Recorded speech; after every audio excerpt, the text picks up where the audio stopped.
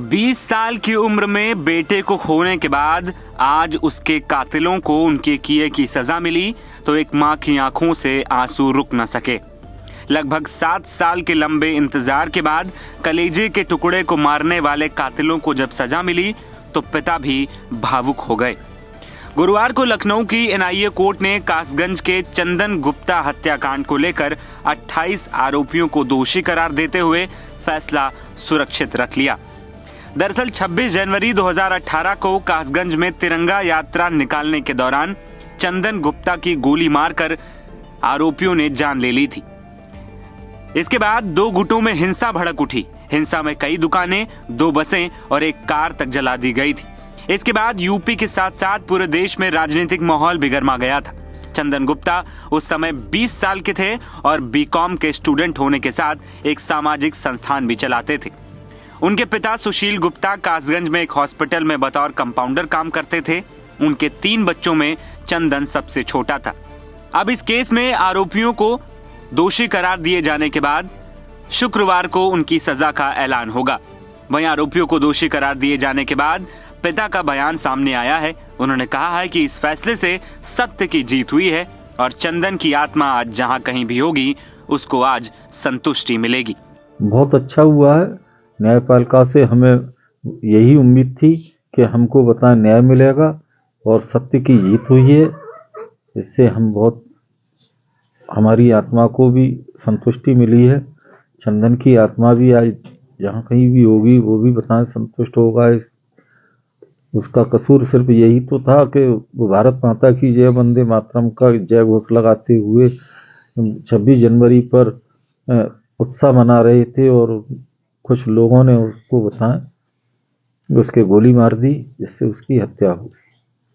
आज एनआईए ने फैसला सुनाया है और जो सजा जो है कल बोलेगी, इसको लेके क्या आप चाहेंगे कोर्ट से? आप कोर्ट से यही चाहेंगे इन दोषियों को सख्त से सख्त सजा मिले, यहाँ तक वो इनको फांसी हो, ताकि ये दूसरे लोग भी ये बताएं, कुछ सबक सीख सकें कि हमारे भारत में रह करके कुछ लोग हमारे भारतीय तिरंगे से छिड़ जाते हैं, भारत माता की जय बोलने पर बताएं नाराज हो जाते हैं, वंदे मातरम बोलने पर नाराज हो जाते हैं। उनको कुछ ना कुछ संदेश बढ़िया जाएगा।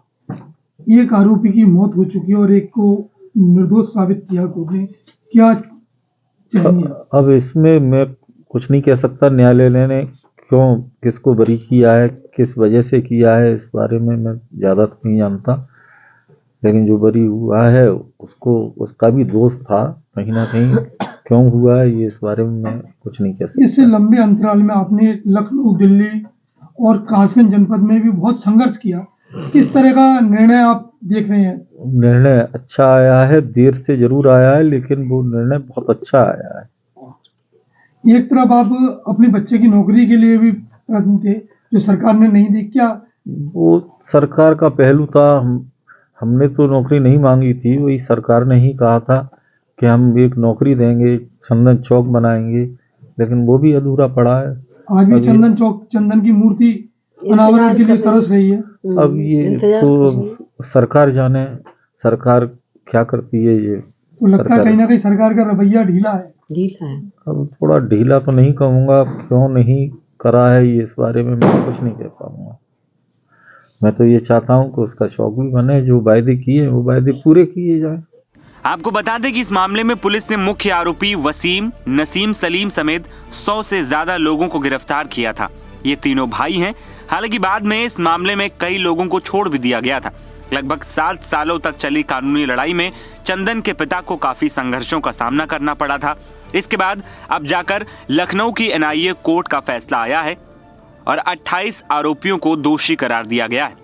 जानकारी के मुताबिक सरकार ने चंदन गुप्ता के नाम पर कासगंज में एक चौक बनाने का भी ऐलान किया था। एनबीटी ऑनलाइन की रिपोर्ट।